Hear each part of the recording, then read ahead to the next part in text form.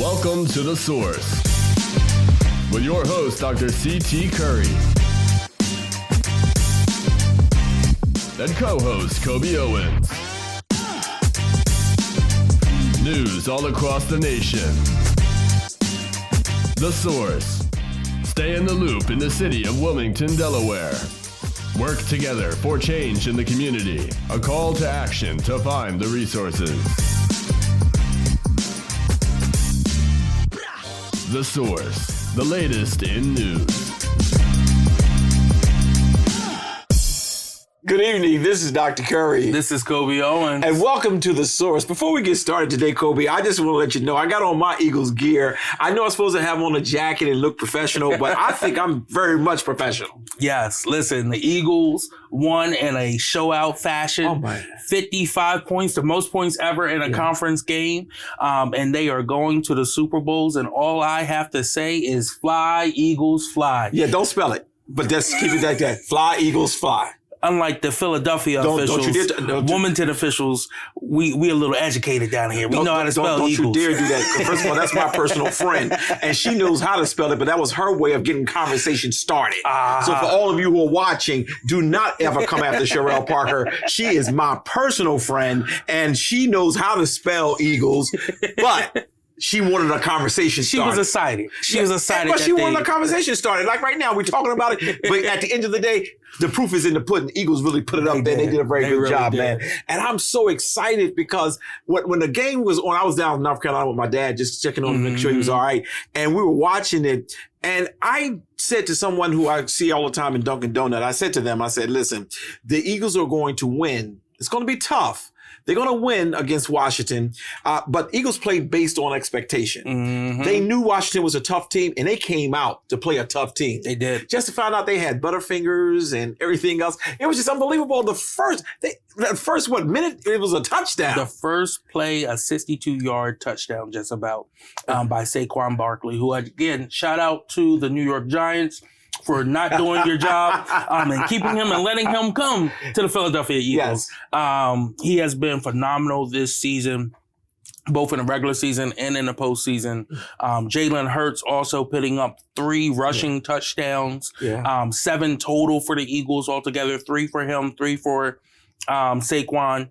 So again, let's keep this momentum going. And listen, I'm excited about it. Did you see what's in Philadelphia? Is going crazy out in there. And I'm excited about it. Once again, I even told all of my deacons here at East Zion Fair, I said, listen, we're going to the pastor's house. I don't know who's going to cook. I don't know what's going to happen, but we're going to all be there together so we can celebrate. And this Sunday, we just had all the deacons and ministers. We all had on our jerseys just to show our tribute. I'm very excited. It's fun. And it's wonderful to have an exciting moment in the midst of such chaos and commotion that's going on in our country right now. So at least on this side of the East Coast, we're in an exciting mode, all right? Yes, we are. So we did open the show up by talking about the Eagles, and I really want to continue to talk about the Eagles, but there's a couple of things we do want to bring to your attention and to talk about in some detail. We do know that this week on Tuesday, there was a shooting in the East Side. A police officer did the shooting. Yes. And there are some concerns I have, and I'm sure as we go through it, you will be able to talk about it. But what do you know about it thus far? Yeah, so around 1 p.m. On Tuesday afternoon at 10th and Kirkwood Street, there was a officer-involved shooting that resulted in a 32-year-old male being shot. He was transported to the hospital. He is still alive right now. Police are saying that a suspect was fleeing in a vehicle, was driving on the sidewalk, and that's when the officer discharged their weapons. Members of the community who was out there said that he backed up. He did try to get away in a car. He backed up, hit a few cars, and it made the car go up on the sidewalk. And then as he was getting out of the car, that's when the shot was fired. I think when anything like this happens, right, this is why former Representative Sherry Dorsey Walker fought so hard to get body-worn cameras for incidents just like this, right?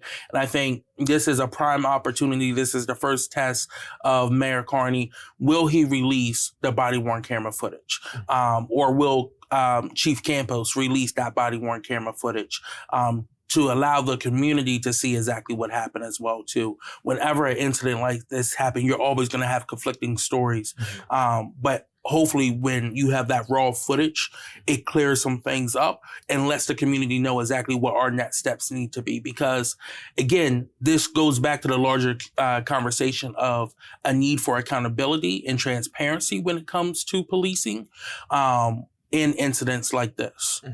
Yeah, and as I'm listening to you, I love the way you are couching it, you're sharing it, and that's the way it should be. We should first seek truth, seek to find out what's going on. One of the things that I'm running into, Coby, and I'm struggling, is that I read the article and I read up and I heard some community comments on it. Officials of city council, officials of the county council, officials of whatever need to learn to get the facts before they speak.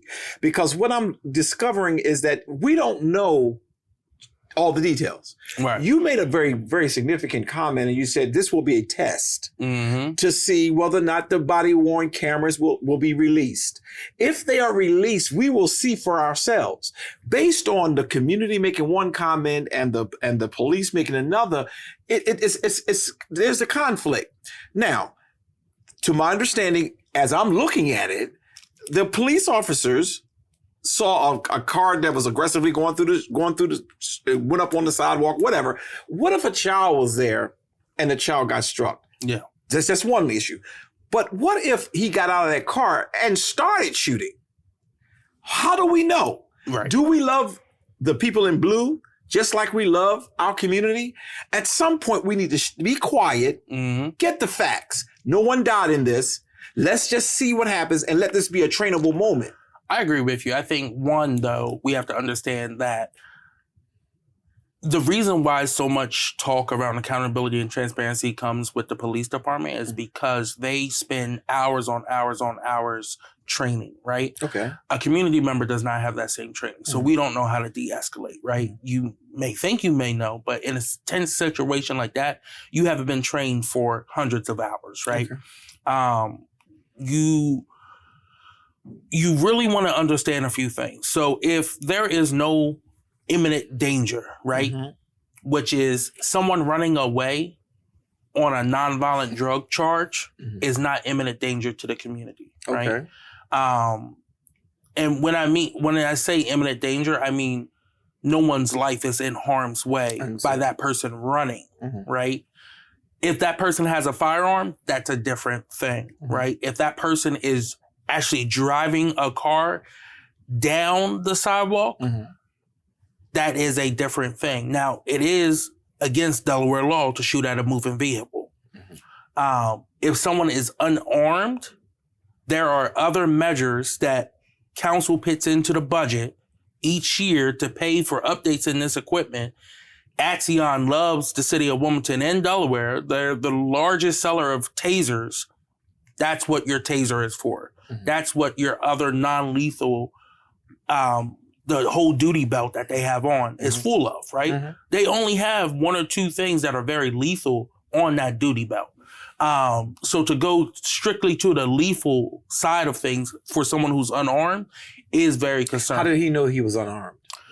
So again, you don't know. Absolutely. Right? You make best. And then you talked about the aggression. How if you everything you lined out is it could be a good scenario. Yes. Where the people, the person had legal drugs in his car, that does not warrant a shooting. Right. But the aggression that the person exuded, I think, escalated it. How do you de-escalate a person who is driving through a community or on a sidewalk, and then once he realizes he's jammed, he jumps out? How do you know it wasn't? So based off what the community's saying, he didn't go far, right? So it was, he got in his car, they tried to stop him, he backed up, then got out the car. Like it wasn't a foot chase, a car chase or anything like that. That's from the community side of it, who saw from a distance, right? The officers, again, this is happening very quick. Absolutely. Right? So they may have a different sense of what may have happened. This is why the body-worn camera footage is so important to show how long was the entire interaction, right?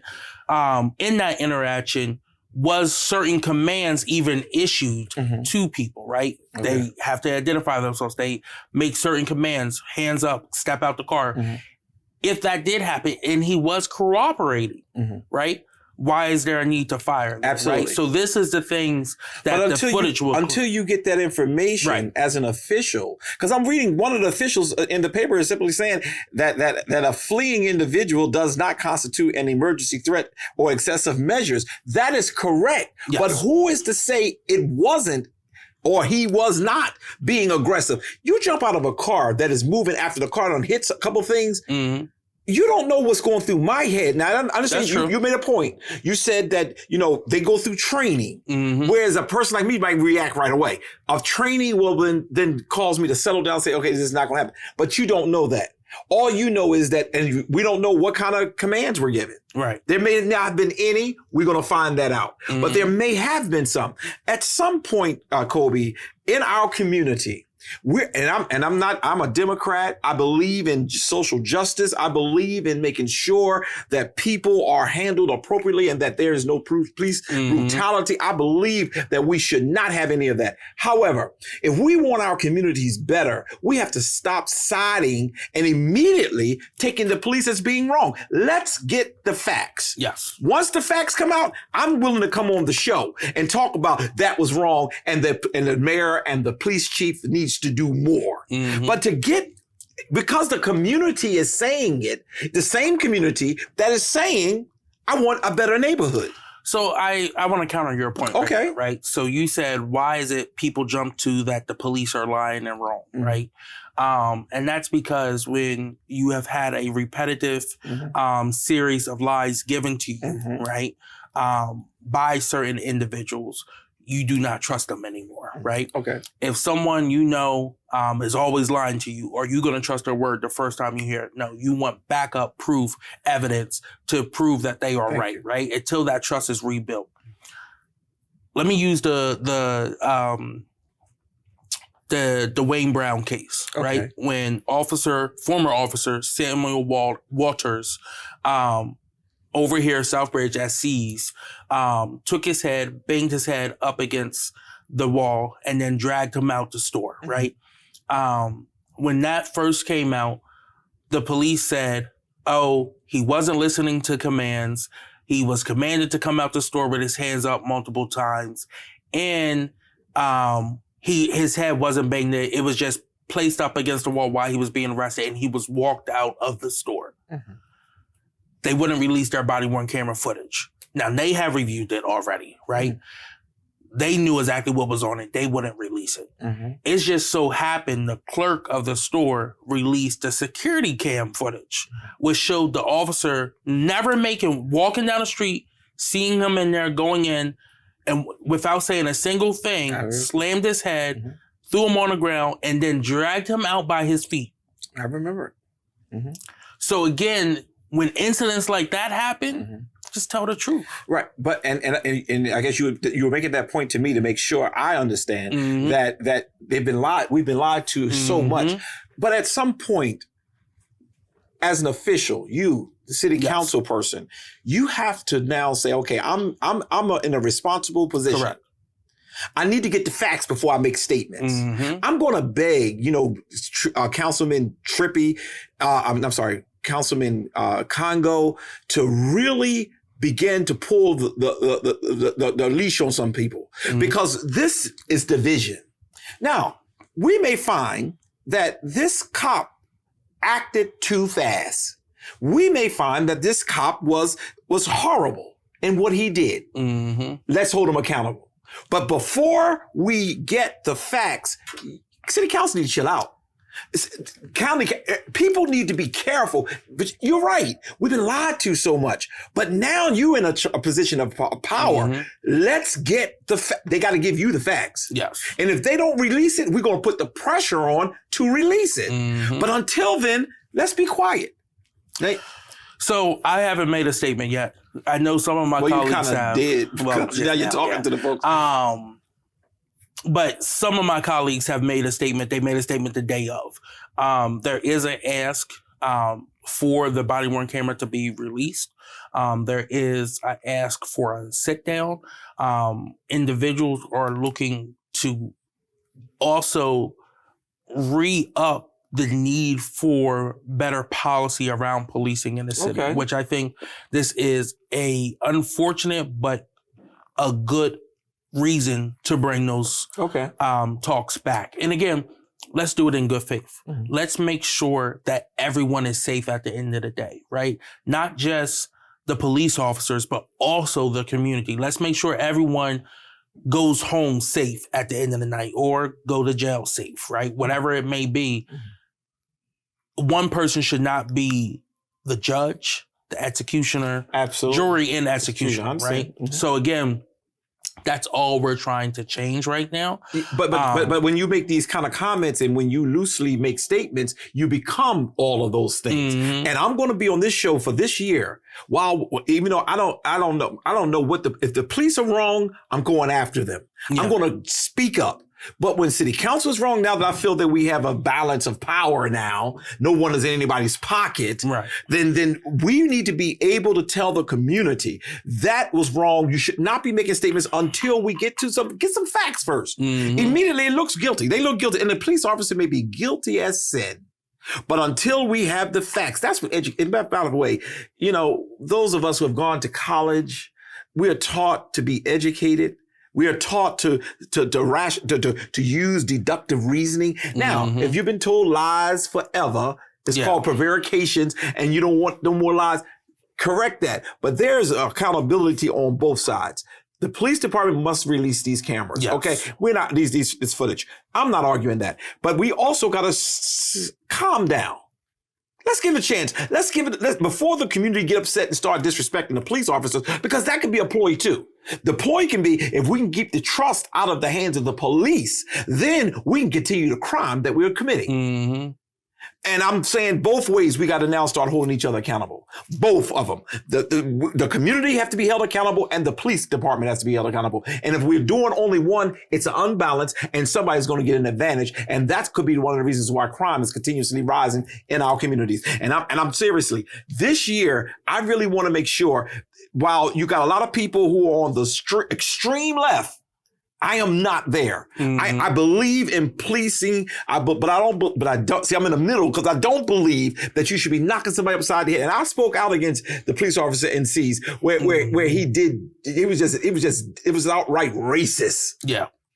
And once the footage finally got out from another source. But by the same token, I believe that we need to give opportunity for people to be able to redeem themselves. And if the police department is working with us and they're helping our communities to become safer, let's help them as long as they're doing it ethically, legally, and with some sense of common decency. So I'm gonna kind of like leave it there. But I just want to see better. And it's funny. Let me just say this for those of you who are watching us. We're building 10 houses, 10 properties, units over here in the South Bridge section for our seniors. And we're putting a lot of money into it because we want our seniors to see what quality living is at an affordable rate. And some person decided to go in and break in one of the units and start doing some vandalism. And immediately when I was called and shared, I was like, this is really ridiculous. We now have to put police officers on a watch out. We have cameras everywhere because some person wants to just be deviant and hurt my seniors. Now, do I say to the police officers, hey, I want you to bust somebody upside the head if you see me walk by the property? No. But by the same token, why do we have to live in such fear? Why can't we get better? He's in that community that we see a lot of drug activities happen in that community. At some point, we're going to have to do better, sir. We're going to have to do better as a community. We're going to have to do better with holding each other accountable. And we have to stop going along just to become popular. At some point, that has to happen. And let me just move on because I'll wind up getting too upset because, I apologize. And now that you're in the elected seat now, so it's going to be good headbutting in the weeks to come. Before, I know there's several things you want to talk about in the Coby's Corner, but I want to kind of do a little parallel here. in the Bible that talks about Israel had asked for a king and God had given them one. Yeah. It wasn't in his plan. It wasn't his desire, but he gave it to him because they asked for it. Mm-hmm. I think this is what's happening in America right now. We wanted a Donald Trump to respond to the left wingers. It's like and we end up getting an extreme right winger where he is really crazy. And I'm not stressed. Mm-hmm. I said to the folks on our 5 a.m. prayer call, I said, look, God's going to take care of us. I'm sitting back eating popcorn now because people asked for this guy. What is going on with this executive orders? Yeah, so the DEI one, right? Okay. He is not only doing it for the federal government, for the military, he is also, him and his allies are putting pressure on corporations to overturn it. I know everyone talked about Target rolling back their DEI initiatives and everything. But there's a few things with that, right? So one, Target still is going to continue to sell Black businesses supplies, right? Mm-hmm. So whether it's clothing, baby stuff, like whatever, they're still going to work with that. They're just changing their internal things. And I'm not making excuses for Target. Don't get me wrong. You must shop there. I do shop there. But other corporations, other stores like the Walmart, they're getting rid of all that. Yeah. They're cutting their contracts there. So you have to pay attention to what exactly is changing with the organizations. Now, I will say Costco, their CEO and stakeholder said, no, we good. We staying the same. Mm-hmm. Like, this has brought more profit into the business. And that's a little shocking because Costco is owned by Walmart, am I right? Walmart and Costco is owned together. No. I thought not they anymore. Were. Oh, not anymore. Okay. I thought they used to be. Okay. And I may be wrong on that, so someone please correct me if I'm not. All right. But I believe Walmart is owned by the Walton family and Costco's owned, I forget the name of the family. All right. But again, this is very concerning. Trump is again issuing, he's trying to eliminate individuals of the LGBT community who's in the military, including trans individuals. Yeah. He's bringing back over 8,000 service members who were discharged because they refused to get the COVID-19 vaccine. And giving them full status and giving them full back pay and all that stuff. Mm-hmm. His buddies. Okay. He also is, again, they're trying to cut federal spending. They sent out last night draft letters of resignation to federal employees, and they're doing it by department, right? Pretty much saying either get on board with President Trump, or if you can't agree with him, here's your letter of resignation, just sign it. It's very similar to the letter that was sent to Twitter employees when Elon Musk took over. And that's not how this is supposed to. The merited positions in these departments are not supposed to be politically. Of course, a person has their own right to be a Democrat, be a Republican, whatsoever. But to make them all political appointees is going to destroy this country and the effects. Trump is, again, using the office to promote racist, hatred policies. DEI is code word for Negroes, for anything not white. And you know what's really funny? When I did some research on this with the DEI, I found that we only about less than 10% recipients of the benefits that come out of that program or whatever concept or whatever they call it. And a lot of times we get all upset as if now I am concerned that Walmart is removing their contracts. Now that's something you gave me, I got to really look into, because it's one thing to say, okay, we just not going to require that you have a certain amount of this, that, or the other. But when you start saying, okay, we got Black people who are selling and they are removing all of that information, now that's a problem for me. But we're not recipients just like the affirmative action. We don't want it removed, but we're not the top recipients. Right. Especially in so affirmative action, and everything going on with that, it was overturned last year based off a lawsuit from, I think, someone who got denied from Yale. If you look at Yale's acceptance rating this year, they have the lowest acceptance rates it's on par for Blacks, on par for Hispanics. Asian Americans. Mm-hmm. Harvard, lowest acceptance rates for Asian Americans. Princeton, lowest acceptance rates for Asian Americans. Cornell, lowest acceptance rate for Asian Americans. You could keep going, right? Mm-hmm. All the Ivies and the top schools. It did not affect us that much. That's right. Right. Because we got to work hard anyway. We got to already work hard. Yeah. And they still don't want us. Yeah. Mm-hmm. Now, the issue with that is people are using this as, oh, this judge who's highly qualified, who got law degrees from the Ivy Leagues, only got the law degrees because she's black or because he's black, right? So now they want to take them off the bench. That is not acceptable, right? No. Because that's not what affirmative action did. Mm-hmm. Even if you got into the school because they are committed to making sure diversity is at the school, you still had to get the grades to get that degree. They weren't going to tarnish their name for anything. That's right. So these are earned degrees. This is what we're dealing with right now. It's sad. Yeah, and you know, when we look at this whole DEI piece, it's something we're going to continue to research and talk about for the next couple of weeks because it really shook up this country. But not only shook up look, Trump shook up this country. Y'all asked for him, y'all got him. So since y'all didn't want the people to vote for the Democrats, and I want to look in the camera, this is my camera right here. Make sure it's on me. Since you said don't vote for the Democrats, okay, guess what happened? They didn't, and guess what happened? We got Trump. We're going to take a quick commercial break, and we'll be right back. Hey, this is Pastor Curry, pastor of the Zion Fair Baptist Church, Wilmington's most exciting church, the church that love ya and anything you can do about it. What we're going to do today is we're going to have a real good conversation. I'm excited. Come on!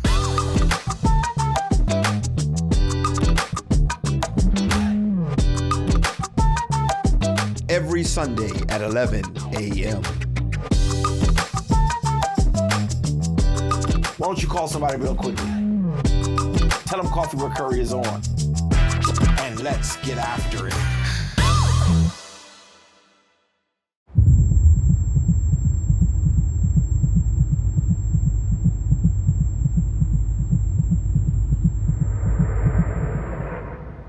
Not today.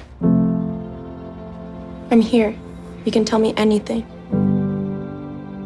I see you. We're in this together. Breakthroughs are happening. Treatments are evolving. The stats can change. Society can change. We can all say, not today. Not today. Not today. Not today. Not today. If we're together, bound to be better. When we're together, together.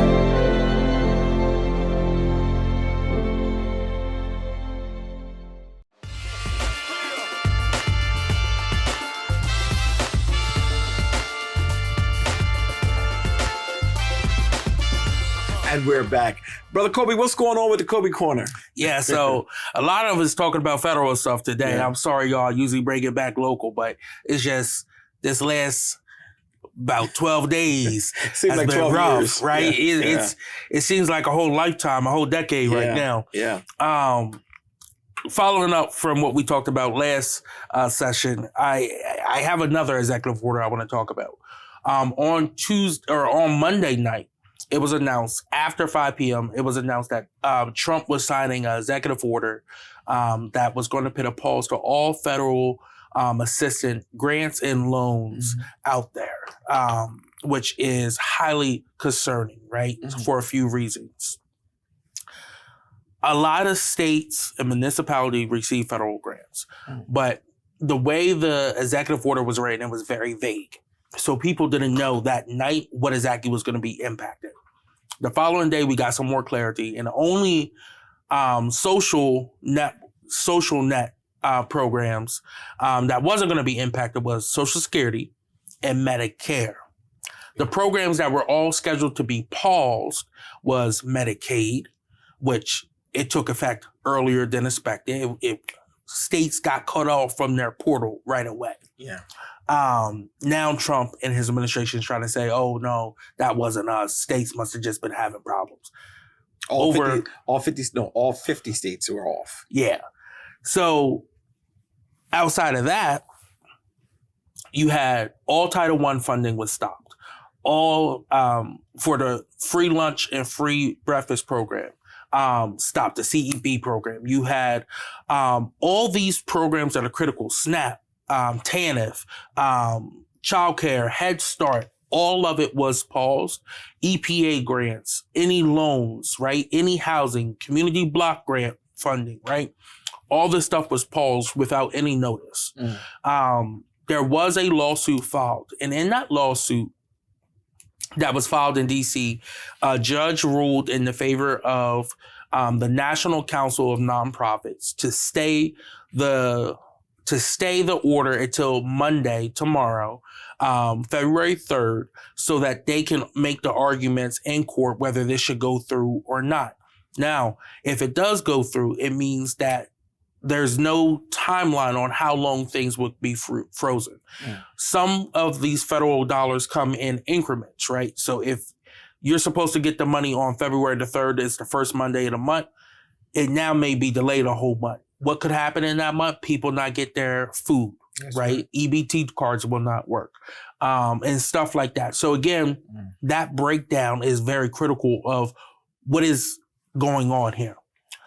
Delaware, along with 21 other states in the District of Columbia, attorney generals have filed another lawsuit in a federal court up in Rhode Island, where they got a good judge pool there on the legality of this executive order. They are saying that the president is overreaching his powers because this is pre-appropriated money by the Congress and has been signed by the former president who was in the role as president, right? So again, that protects us from right now.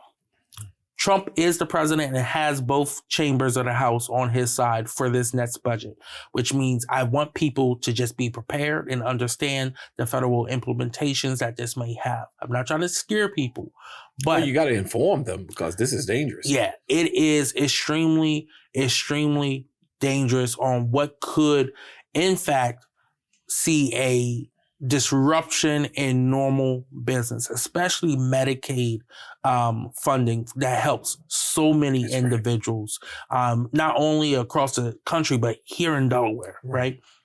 Also, the Head Start program, the after school program, the CEP, which is the community education program, which allows for individuals who their families make not enough money to get free breakfast and free lunch, right? We were talking about expanding the whole program. They want to take off the people who are on it currently right now. They literally telling kids you can go to school hungry. You're telling people you don't need anything to do with your health. Health centers will be impacted by this. Childcare facilities will be impacted by this. If you receive POC here in Delaware, it's called different things throughout. That funding will be affected, right? So again, this is a separation of powers debate. This money has been pre-allocated. It is critical that it goes through.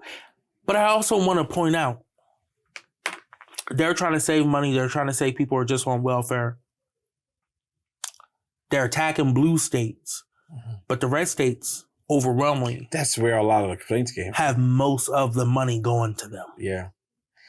And they didn't really believe that. They thought it was more the blue states that's always getting the hand-me-downs or the gimme.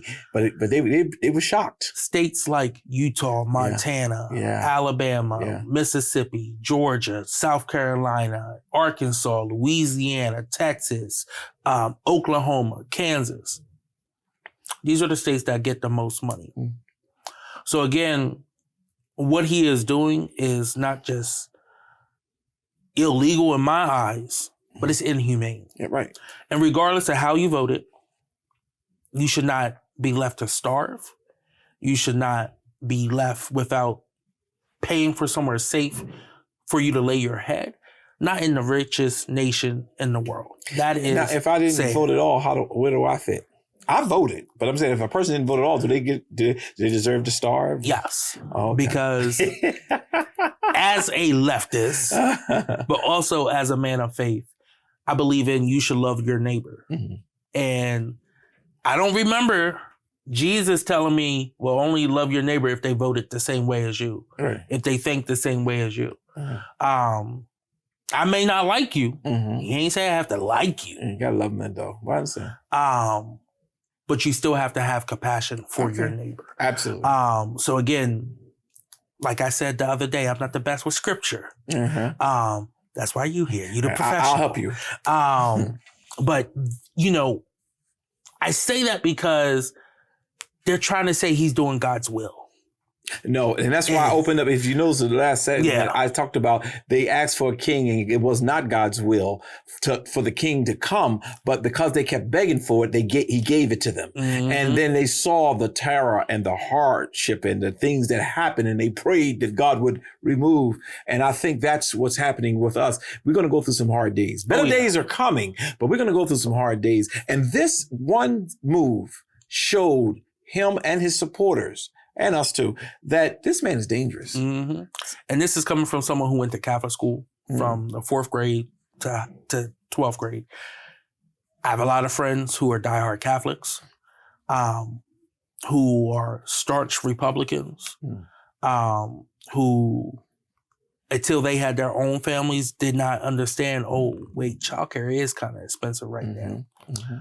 Oh, paying for lunch every day, that's adding up. Mm-hmm. I thought I had a nice cushy job when I was single. They're now seeing the impacts, right? So they're thinking, and they reach out to me and they say, oh, wait, why is he doing this? This helps me. I said, well, who do you think he was talking about when he said, y'all are leeching off of the government? I don't see it as that way. Mm-hmm. I see the government has a responsibility to help its citizens, to help its residents. So their minds are starting to change now. Mm-hmm. I think yesterday was a wake-up call for a lot of them, especially the ones who now receive benefits. And they're saying, whoa, why is he cutting off my benefits? Mm-hmm. And I will say, I'm still a little upset Harris didn't win. Mm-hmm. So when my one friend did call me and she was concerned about the benefits being cut off, and she lives in a swing state, Wisconsin, now, I said, oh, but remember, you couldn't trust Harris. Yeah. It was just something about her. You couldn't trust her. Yeah. Uh-huh. I'm glad you could trust Trump. Yeah. And look at what he's giving you. I hope you find a way to get around it. All the lies he's told, when he was running for president, he told the truth. They ain't believe him on this one. Fake news. Yeah, man. He said, I am your retribution. Well, that's for all the criminals. But he also told them that he was going to cut stuff. Yeah. And I guess they realized, well, that's not affecting me, or I don't believe him. They don't believe that the programs, it's the same debate with abortion, right? Mm-hmm. Again, not to put people's business out there. I know a lot of people who have gone to Catholic school who are diehard pro-life. They marched with the March for Our Lives, who've gotten abortions or encouraged their partner to get an abortion, right? Mm-hmm. But then they're still out there on social media saying, oh, this should be wrong. Well, why wasn't it wrong for you? Oh, well, I'm special. Well, that's the life of a Republican, because those guys got caught telling their concubines, can I use that word on TV? Telling their concubines, go get an abortion because I don't want this to get out. So if you don't believe in it, then why are you participating in the process? Well, right. I'm sorry. So again, this is the issue that we deal with. People feel as though certain rules shouldn't apply to them, but it should apply to everyone else. Yeah. So again, we're going to be keeping an eye on additional executive orders that are coming out. I do want to raise one point. It is rumored that another executive order is coming out that will ban all federal funding going to any schools that teach critical race theory, CRT. By the time of the airing of the show, it should be out. I heard that as well. Yes. So I just want to point a few things out. The definition of critical race theory is a theory level class that they teach most likely to a junior or senior in college, maybe mostly in grad school as well too, right? It's theory level. He is targeting kindergarten through 12th grade. We can barely teach our kids history, math, and how to read, let alone we are not teaching them theory. Mm-hmm. But he's going to say, if you're learning about Dr. King, mm-hmm. if you're learning about the Civil Rights Act, if you're learning about the World War II, if you're learning about the imprisonment of Asian Americans here in America, that is considered critical race theory. Mm. Which means they're going to target all these schools to erase minorities from our history books. Not just black people, but all minorities from our history book. In Delaware, we have multiple laws that teach Jewish history, that teach black history, that teach Asian American history in our books. So we have to be very vigilant on how they're going to attack Delaware based off this executive order. I'm sure that our Attorney General, Kathy Jennings, will be following. And I haven't talked to her, so please don't say Coby said a lawsuit's being filed today. But I am sure she will probably file a lawsuit to stop something like this. And I'm sure other states who have passed laws like this will probably join in and they will file together. Yeah, and one of the things I wanted to say is that Elon Musk is behind a lot of this. Mm-hmm. And what was so refreshing to see what Germany did when he went there and he made comments that you should not be held accountable for something your forefathers did, and they responded to him saying, no. Mm-hmm. And I heard that his tusslers over there is in trouble because they're getting rid of them. Yep. And it always bothers me because I remember when he made the comment that, what's her name? Harris should, and why is nobody trying to kill her? That was enough for me to say, you know what, enough is enough. He got to go. I got him out of my system. I had a tussler at the time, and I liked my tussler at the time because it was fun. It was nice. But I came home that weekend and I sold it.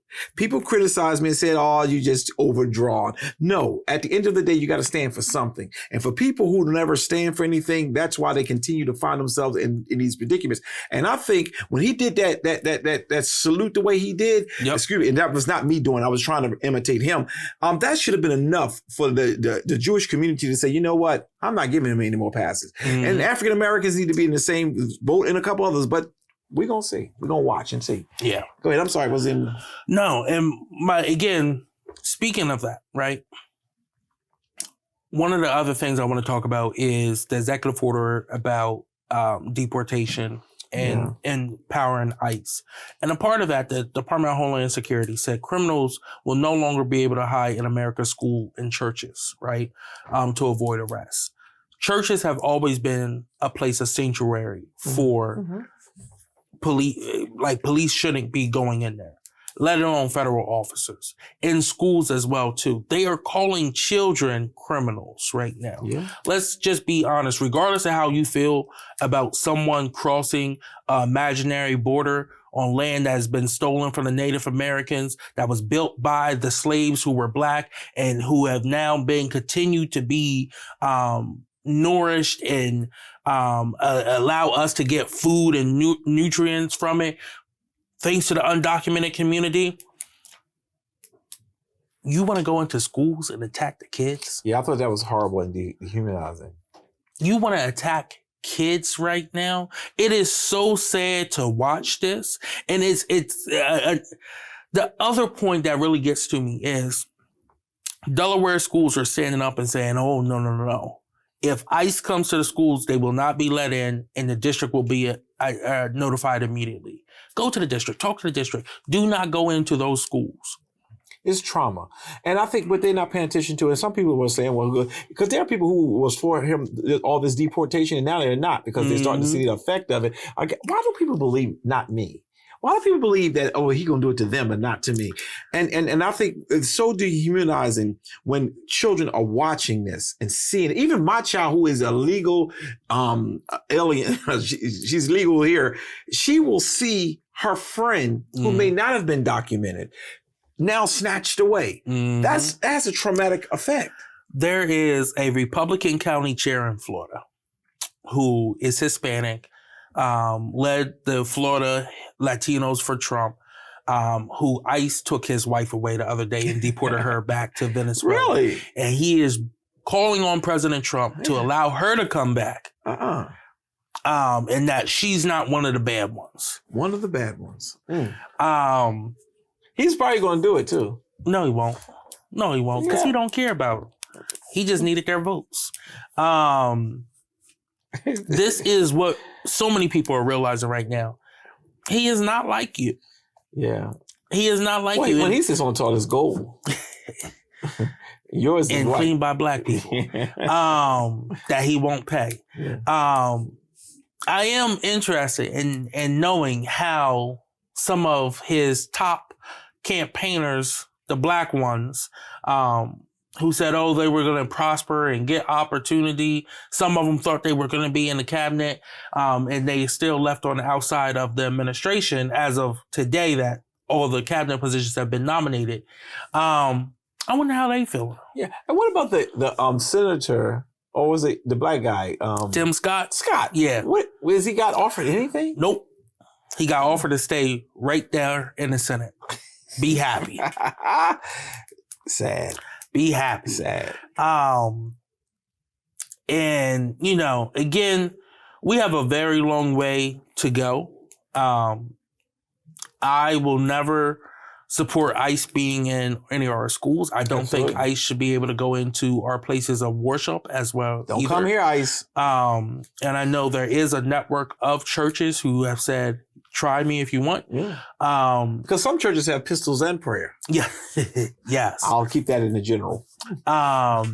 So again, I do know in places in the South, in Texas and everything, churches have been a safe haven for individuals while they get the legal representation they need, especially for individuals who are seeking refuge here in America, based off of policies and actions that the American government or government entity called the CIA has taken in their country to destabilize their government. Mm-hmm.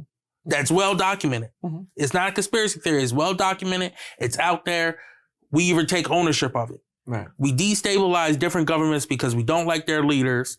And then when it causes chaos and war in their country and they flee to somewhere else, where are they going to go? Somewhere they think is safe, which is America. Mm-hmm. So again, we have to do a better job. And just going forward, I'm going to be following this very closely. I hope that all the school districts work to make sure that there's a policy in place to protect their students and their workers and make sure that we do this right. Now, there was one school district superintendent who I saw throughout the media. I forgot, it was in Kansas or somewhere, where he's saying, no, we're going to follow Trump's order. If he wants to come into the schools, we're going to let him into schools because we want to. It costs us too much money to educate these illegal aliens, as they call it. And that's horrible. And I want to point something out. People who are undocumented, right? And I hate that term undocumented because they are documented, right? Mm-hmm. They may not have come here legally, but they have gone through a process. CPS has their data and everything, knows who they are. They get identification cards once they are here. They still pay taxes. Mm-hmm. Mm-hmm. This community pays taxes and gets no tax return. So they get no matter what. They get no benefit. They don't get access to SNAP. They don't get access to TANF and stuff like that. And how they tell it is like they get all of it. Right. And to be honest, the largest population of undocumented people come from Europe. Not South America, not Central America, not Hades or Jamaica, Europe. So what color are the Europeans? They're white. Oh, okay. This color. Okay. But it's okay for them to be here. That's not who they're targeting. Yeah. Right? And Trump ought to be ashamed of himself because all of his wives were our current first lady was undocumented. Yeah, but all of his wives, even the children, all his wives were foreigners. Okay, all of them. Mm-hmm. His father's generation, right there was foreigners. So I don't understand where the hate, but I know where it's coming from. It's coming out of that minority black and brown community, right? And it's just it's just horrible. It's horrible. And to hear you say that the majority of them come from the European countries, that's just disgraceful. Yeah. Yeah. Yeah. So again, and most people who are here undocumented, they are here because they had a visa that expired and they stayed here. Yeah. That's all it is. Yeah. We're going to get better, Coby. We're going to get better as time move on. And I don't know. We got a couple questions I want to ask you when we take a quick commercial break. And because I want to know about some of these confirmations. And I was very good to see Mitch McConnell finally stood up, but we'll see how he do. We're going to take a quick commercial break and we'll be right back. This land is your land. This land is my land. This land we love belongs to all of us. Yet not everyone is treated equally. Right now, millions of Americans are fighting for the things promised to all by the Constitution. Freedom, justice, equality. The ACLU is leading the fight to protect our civil liberties. Together, we can protect and advance our rights nationwide, because we the people means all of us. This land was made for you and me. Learn how the ACLU is defending the right to vote, free speech, and other civil liberties at myaclu.org. Hey, boss. Okay. I said I'm fine.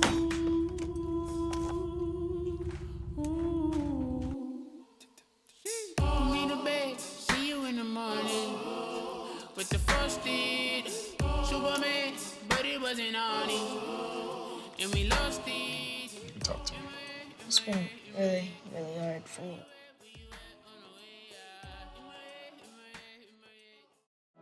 I'm Naheem Hines, professional football player and proud supporter of the Muscular Dystrophy Association. My mom was diagnosed with muscular dystrophy when I was 14, and I watched her struggle. But MDA helped her get the best treatments and care, and they also help kids like my buddy Ethan.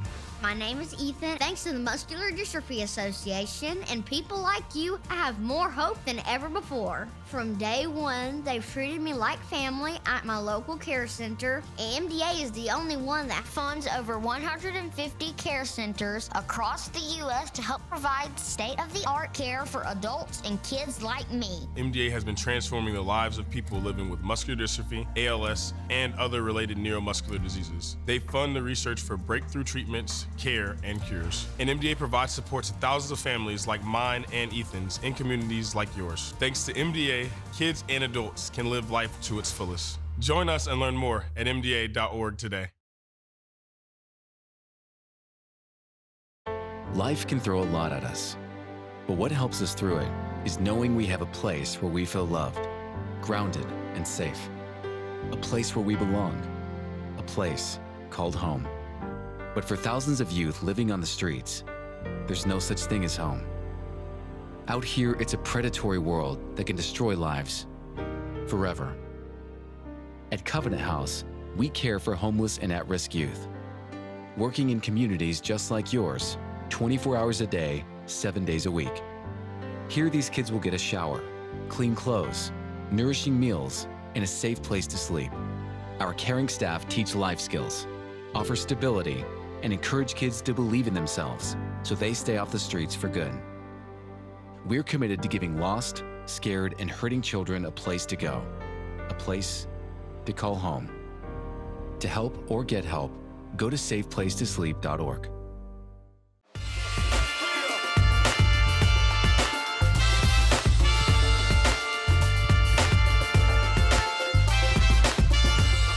And we're back. Coby, real quick, we don't have that much time left in the show. I just wanted to go do what we normally do, and let's do some predictions to see how keen your political sense is. And I'll give you my perspective, but I'm not really the political jock like you are. But we're going through a very interesting confirmation period with two very controversial people. By the time the airing of this show, both of them would have probably had their hearing. Mm-hmm. But I want to just do a prediction first and a discussion on Kennedy. Do you believe that he's going to be affirmed? I think Kennedy is going to be confirmed. I think it's going to be a very close margin.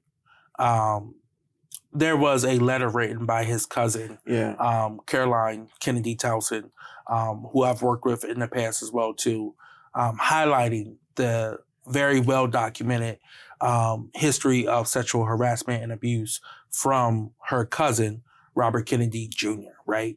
A lot of his family has come out against him as well too.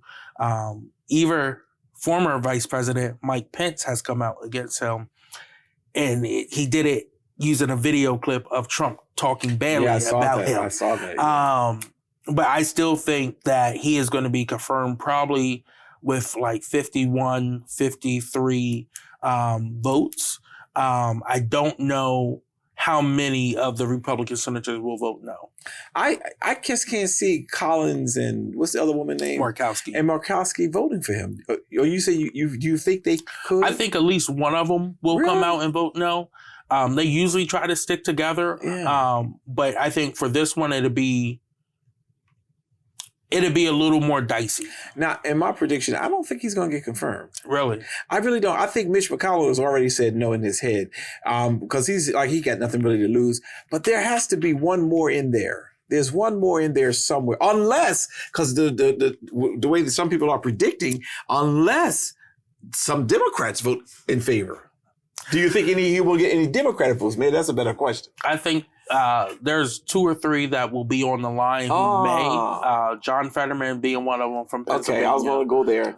Thanks, Pennsylvania, too, because you're one of the reasons why Trump is in. But go ahead. So, again, I don't see any others outside of him that may lean that way. I think for this one, they will try to stay together and not vote for him. Okay, we're going to see. Coby or Curry. Which one is going to be right? I don't believe he's going to be confirmed. Coby believes he will be. We'll see next week. Let me also ask about Tulsi. Yes. Yeah, what's your prediction on her? See, I think Tulsi has a tougher road ahead. I think as of right now, there's multiple members of the Intelligence Committee from the Republican side who has concerns over Tulsi Gabbard, who's a former